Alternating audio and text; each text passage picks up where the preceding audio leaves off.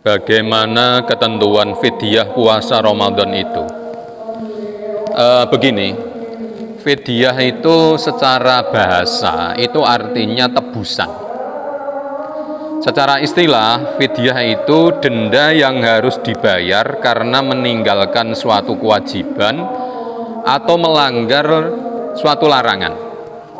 Jadi kalau ada kewajiban yang ditinggalkan atau larangan yang diterjang, maka ada dendanya. Denda itu disebut dengan fidyah. Nah, terkait dengan denda yang harus dibayar dalam urusan ibadah puasa, ini ada beberapa orang yang dikenakan fidyah karena meninggalkan ibadah puasa. Yang pertama adalah orang yang tua renta yang sudah tidak bisa apa-apa. Jadi orang yang tua renta ini boleh meninggalkan puasa dan nanti cukup mengganti dengan fidyah.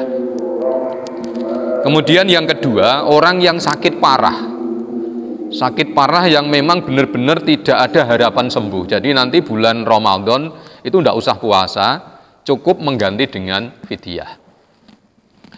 Kemudian yang ketiga, orang yang hamil dan menyusui. Tetapi khusus untuk hamil dan menyusui ini ada kriterianya. Artinya dia meninggalkan ibadah puasa karena khawatir terhadap si jabang bayi itu. Maksudnya khawatir itu nanti kalau saya tetap puasa, nanti jabang bayi saya ini nanti bagaimana nasibnya. Sehingga karena mengkhawatirkan si jabang bayi, akhirnya dia meninggalkan ibadah puasa.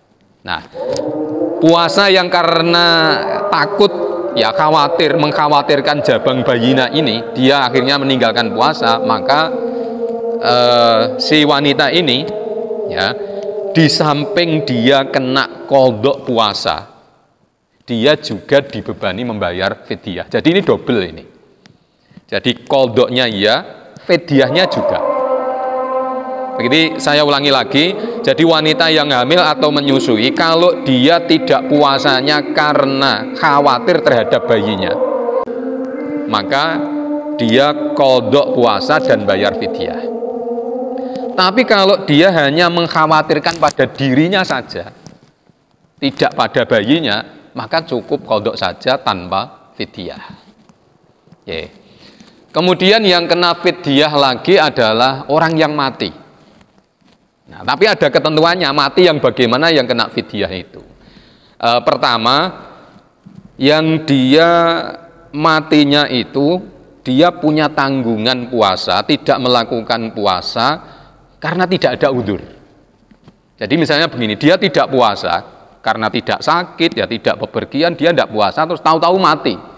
Dia ternyata punya tanggungan puasa 2 hari lah, 2 hari itu kena fidyah. Gitu.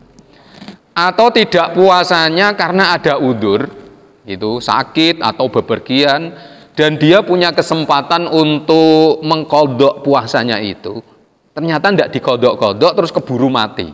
Nah, tanggungannya itu dikenakan fidyah, begitu. Kemudian yang kelima, orang yang kena fidyah tentu adalah orang yang mengakhirkan qadha Ramadan sampai menjumpai Ramadan berikutnya. Tentang kadar dan jenis fidyah adalah 1 mud dari bahan makanan pokok daerah setempat. Jadi kalau orang Indonesia bahan makanan pokoknya adalah beras, maka yang harus dikeluarkan adalah beras. Jadi bahan makanan pokok. Ya, bahan makanan pokok. Jadi yang dikeluarkan beras. Nah, apakah itu boleh diuangkan? Artinya tidak mengeluarkan beras tetapi diuangkan.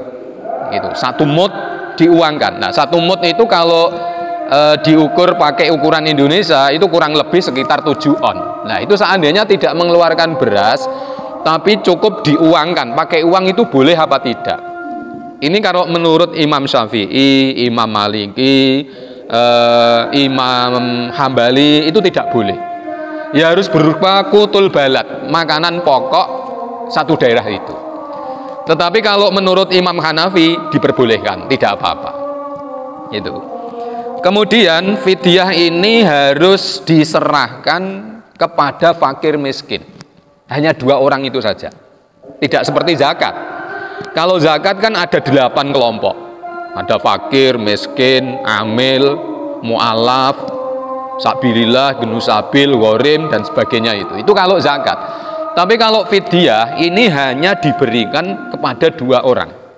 Ya salah satu di antara 2 orang. Kalau tidak fakir, ya miskin. Begitu. Soal siapa yang harus mengeluarkan fidyah, boleh dari dirinya sendiri atau orang yang menanggung. Misalnya istri yang mengeluarkan fidyahnya suami, tidak apa-apa. Anak yang mengeluarkan fidyahnya orang tua, atau sebaliknya orang tua yang mengeluarkan fidyah anaknya juga boleh, tidak apa-apa. Gitu. Jadi tidak ada keharusan yang mengeluarkan itu harus dirinya sendiri. Nah kalau ada keharusan dirinya sendiri, bagaimana orang yang mati tadi? Dia sudah tidak bisa mengeluarkan fidyah. Tentu ahli warisnya yang harus mengeluarkan. Kemudian tentang waktu mengeluarkan fidyah itu minimal setelah matahari terbenam pada hari itu. Jadi misalnya tanggal 1 Ramadan, nah begitu maghrib seperti ini, saat itulah baru mengeluarkan fidyah. Jadi kalau belum terlewati, ya belum boleh. Jadi 1 hari terlewati dulu, setelah terlewati, minimal itu terbenamnya matahari. Lebih dari itu tidak apa-apa. Misalnya dikelompokkan sampai 30 hari baru dikeluarkan, boleh. Setiap hari mengeluarkan, boleh. Kalau setiap hari mengeluarkan, tentu cara mengeluarkannya itu minimal ketika matahari sudah terbenam pada hari itu. Jadi misalnya kayak tanggal 1, begitu maghrib, ya berarti kita baru boleh mengeluarkan fidyah itu. Jadi jangan pagi hari kemudian mengeluarkan fidyah, wong puasanya belum dilakukan kok sudah mengeluarkan fidyah. Jadi nunggu sekali lagi sampai matahari terbenam pada hari itu. Saya kira demikian ketentuan-ketentuan terkait dengan fidyah. Semoga bermanfaat. Terima kasih.